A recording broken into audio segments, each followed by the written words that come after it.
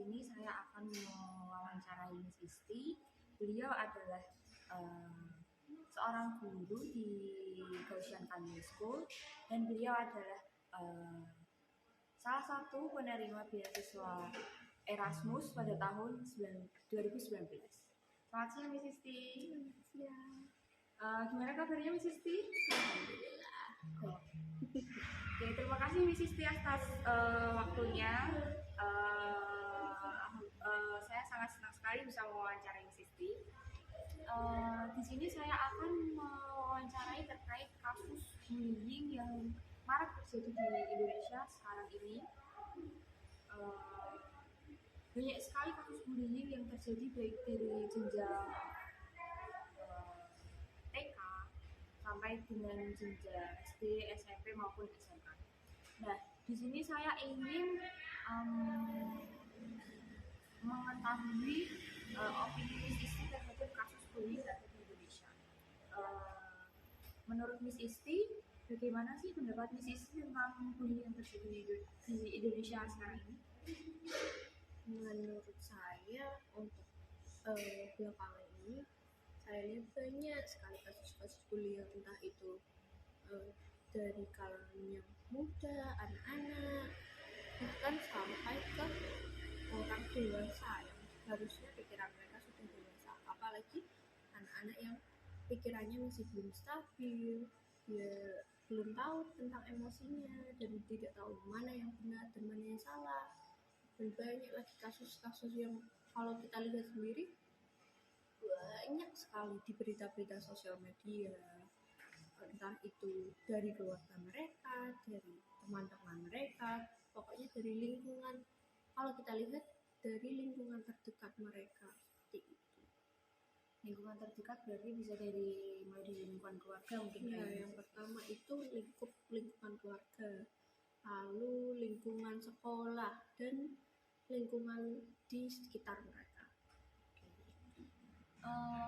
Kalau menurut Miss Isti sendiri, sejak usia berapa sih kasus bullying itu bisa terjadi? Kalau menurut saya saat dia sudah bisa memahami sesuatu, tidak perlu udah SD, udah SMP, TK pun bisa, bahkan jauh sebelum TK pun mereka sudah dapat mengalami kasus bullying. Contohnya yang paling terdekat bahkan dari orang tua mereka sendiri. Biasanya itu terkait dengan diri mereka, seperti bully seperti kayak warna kulit, rambut, apa biasanya ada nih orang ketemu anak-anak baru, keriting banget sih, gendut banget sih, ucapan seperti itu sudah termasuk bullying. Jadi kalau menurut saya ya, saat mereka sudah paham, sudah merasa hatinya sakit saat ada kata-kata yang tidak membuat mereka nyaman, itu sudah merupakan bullying, seperti itu. Berarti mungkin dari pihak terdekat mereka seperti keluarga sudah menormalisasi kalimat yang seperti gendut banget, keriting gitu. Berarti itu awal mula bullying bisa terjadi. Iya, dari lingkungan paling dekat. Kalau selama Miss Isti mengajar, kalau boleh tahu selama ini Miss Isti sudah mengajar berapa lama? Kalau untuk mengajar ini baru berjalan 2 tahun, cuman beberapa kali saya sudah magang di beberapa sekolah. Kasus bullying, pengalaman bullying. Bullying di TK sendiri sama Miss Isti mengajar minimal 2 tahun itu apakah ada di beberapa sekolah yang Miss Isti? Ya, pasti ada, walaupun bukan yang berat, tapi seperti kata-kata pun itu sudah termasuk bullying. Seperti tadi yang paling muda temannya berbeda dari mereka, terus jadi bahan ejekan, bahan bulian.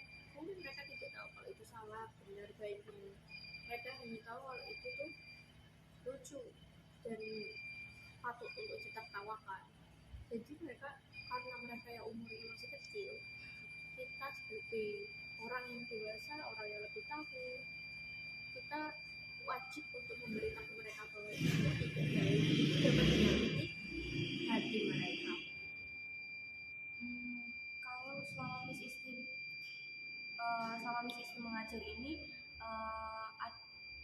nggak sih anak berkebutuhan khusus yang berada di kelas gitu kan mereka berbeda sendiri ya pastinya. Terus gimana caranya si anak ini tidak menerima bullying dari teman-temannya? Kalau berkebutuhan khusus selama ini belum ada, tapi yang berbeda dari teman-temannya banyak lah, maksudnya ya banyak sekali perbedaan dari setiap orang. Cowok cewek itu berbeda kan, kadang ada yang cewek gak mau main sama cowok, gak mau sama cowok, kadang anak-anak tuh kayak gitu.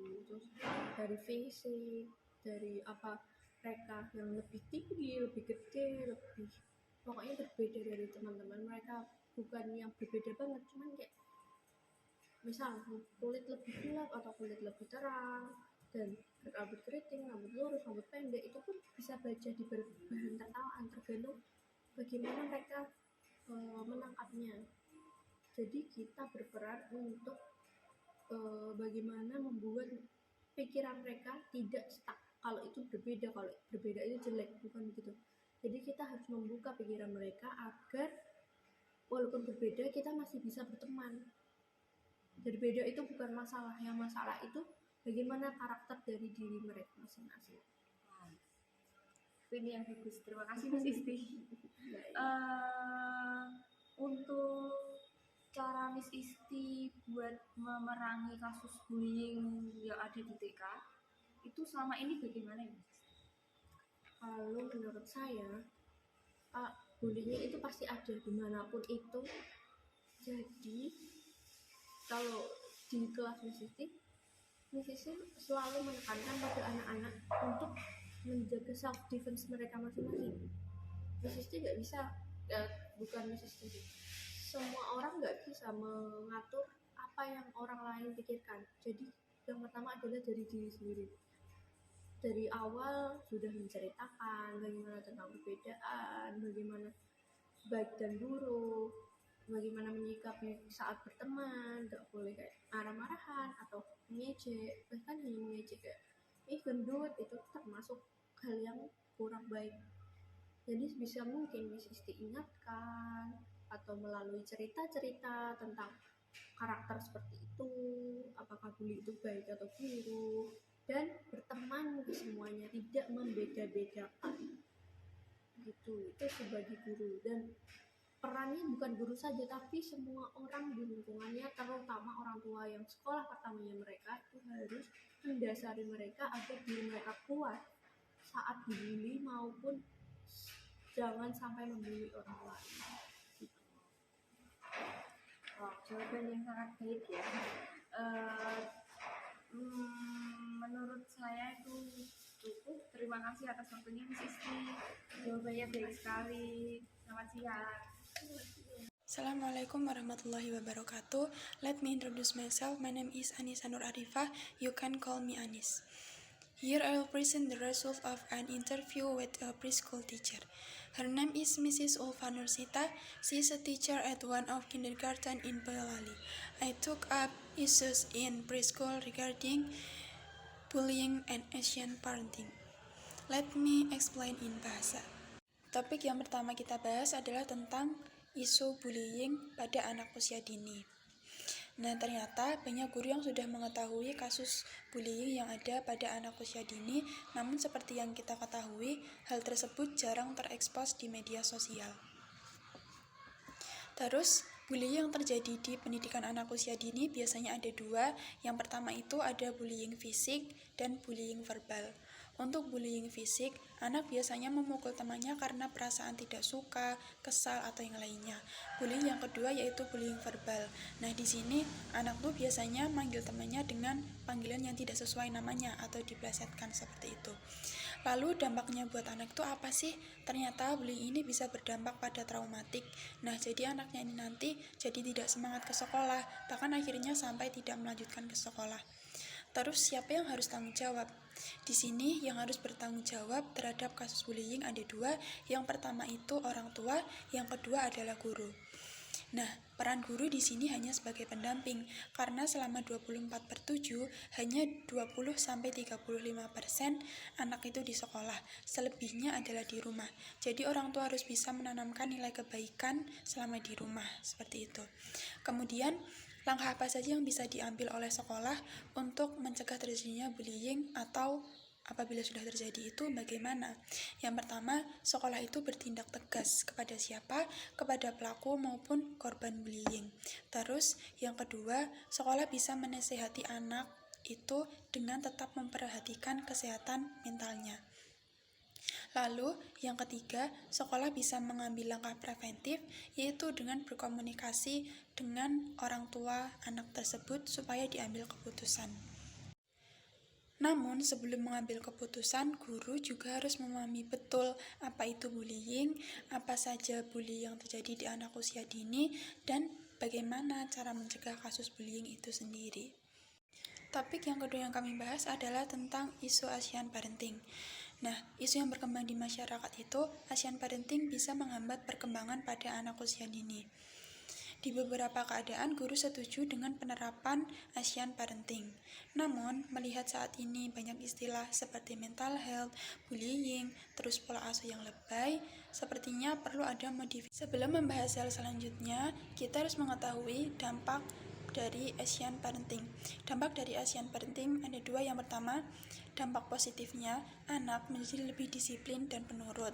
Namun, terdapat dampak negatif, yaitu menyebabkan anak menjadi tidak bisa mengekspresikan diri, dilarang berpendapat, dan juga anak menjadi lebih tertutup. Nah, itu tadi beberapa dampak dari pola parenting ASEAN. Sebagai orang tua, kita juga harus bisa mengadaptasi pola asuh dari Barat, karena di sana memiliki beberapa kelebihan yang tidak ada pada ASEAN Parenting. Nah, dalam memodifikasi ini, orang tua juga harus memperhatikan nilai-nilai kebaikan yang sebelumnya memang sudah ada pada ASEAN Parenting. Namun, dalam memodifikasi kedua parenting ini, diperlukan orang tua yang tangguh dan mampu menerapkan pola parenting dengan baik kepada anak, sehingga anak juga akan merasa nyaman dengan apa yang dilakukan oleh kedua orang tuanya. Terima kasih, itu saja dari saya. Wassalamualaikum warahmatullahi wabarakatuh. Assalamualaikum warahmatullahi wabarakatuh. Perkenalkan, nama saya Septia Wulandari dengan NIM 160142229. Di sini saya akan menyampaikan hasil wawancara saya dengan narasumber, yaitu Ibu Yunti selaku Kepala Sekolah dari BA Aisyah Mojayan 2. Di sini kami mengambil tema bullying dan ASEAN Parenting. Yang pertama yaitu pertanyaan, apakah opini Ibu tentang bullying? Lalu beliau menjawab, bullying merupakan bentuk kekerasan atau tindakan yang dilakukan oleh anak-anak dengan disengaja dan dengan tujuan untuk menyakiti, mengucilkan, dan membuat orang lain tidak nyaman. Contoh ejekan, celaan, atau fitnah. Pertanyaan yang kedua ada, apakah bullying bisa terjadi di TK? Menurut jawaban Ibu Yuntik menjelaskan bahwa bullying bisa terjadi di TK. Tentunya bullying yang dilakukan sesuai dengan usianya. Misal kalau anak-anak ada yang bilang, ojo konco kae, atau kayak nakal, dan lain sebagainya. Pertanyaan yang ketiga, bullying itu dimulai dari usia berapa dan penyebabnya apa? Jawaban dari Ibu Yuntik, beliau bisa terjadi di semua kalangan atau usia. Dari kecil, pra-TK, TK, SD, sampai perguruan tinggi, bahkan mungkin saja terjadi pada usia yang sudah tua. Yang keempat, bagaimana solusi dari guru agar tidak terjadi bullying? Solusinya kalau di TK, yang pertama, langsung menegur anak yang membuli dan mendekati yang dibuli supaya tidak trauma. Yang kedua, memberi pengertian bahwa bullying suatu perbuatan yang tidak baik pada anak-anak tersebut. 3. Menjelaskan masalah kedua anak tersebut dan saling meminta maaf dan memberi maaf. Yang keempat, bekerja sama dengan orang tua agar hal tersebut tidak terjadi lagi. Yang selanjutnya, memberikan pengawasan yang penuh pada anak. Selanjutnya, kami juga mengambil tema ASEAN Parenting. Pertanyaan yang pertama, pro dan kontra ASEAN Parenting untuk anak. Menurut jawaban Ibu Yuntik menjelaskan bahwa ASEAN Parenting mengutamakan rasa hormat dan percaya bahwa mereka harus didengarkan setiap saat. Mereka juga biasanya sangat mengontrol dan selalu berusaha mengambil keputusan untuk anak-anaknya. Pro dari ASEAN Parenting, anak-anak seringkali patuh. Anak-anak juga sangat rendah hati dan penuh hormat ketika bertemu orang. Selanjutnya, anak-anak tumbuh untuk menghargai hubungan mereka dengan keluarga dan cinta satu sama lain. Kontra dari ASEAN Parenting, anak-anak tidak terlalu ekspresif atau bergantung kepada orang tua. Selanjutnya, anak tidak nyaman, menarik diri, dan tidak ekspresif dalam emosinya. Pertanyaan yang kedua yaitu perbandingan ASEAN Parenting dan parenting luar. Ibu Yuntik menjawab, di Indonesia ada stage parents, yaitu berfokus pada kepatuhan tahap otoritas. Ciri-cirinya menuntut tapi tidak responsif. Ada orang tua dingin, kasar, dan acuh. Tidak ragu memberikan hukuman ke anak, tidak memberi anak pilihan, tidak mau memberi penjelasan, tidak percaya pada anak, tidak mau bernegosiasi, membuat anak merasa malu untuk memaksa patuh, tidak mengizinkan anak pergi dengan teman-teman, kerap memberi ancaman, lalu ada membuat banyak peraturan. Selanjutnya ada parenting luar, seperti pola asuh permisif, yaitu cenderung toleran dan lunak meskipun telah menetapkan berbagai aturan. Ciri-cirinya ada orang tua mudah luluh jika anak meminta sesuatu, lalu posisi ortu setara sebagai teman daripada orang tua, lalu adanya keterbukaan. Pertanyaan yang ketiga, ada tips untuk orang tua dalam parenting anak. Menurut jawaban Ibu Yuntik menjelaskan ada 5 tips untuk pola asuh anak. Pertama, tunjukkan cinta. Kedua, jangan terlalu banyak aturan. Yang ketiga, mengajari anak mengatur emosinya. Keempat, terapkan konsekuensi atau kedisiplinan. Yang kelima, menjadi teladan yang baik. Baik, itu saja yang dapat saya sampaikan dari jawaban Ibu Yuntik. Mohon maaf jika ada kesalahan dalam berkata. Akhir kata, wassalamualaikum warahmatullahi wabarakatuh. Hello, my name is Novelia. Here I interview an influencer who has in the field of parenting and Montessori enthusiast. She is Vira Driti Satwika. The topic that I asked about the pros and cons of Asian parenting. In this interview, we talk by chat and I received a permission from the source to be published. She answered with one of the materials she had discussed in her account, namely Asian parenting in the movie Red Panda, where Mei-lin's mother, Ming, opposed all her doctor preference Mei-lin for fear promiscuity. Meanwhile, Mei-lin wants to be independent and explore her teenage years. However, Ming tends to limit, dominate children, and has full authority that arises because of hereditary parenting. But because of that, the child becomes reluctant and does not need to convey her emotions. Every parenting pattern certainly has a good purpose, but what is forced will not be good.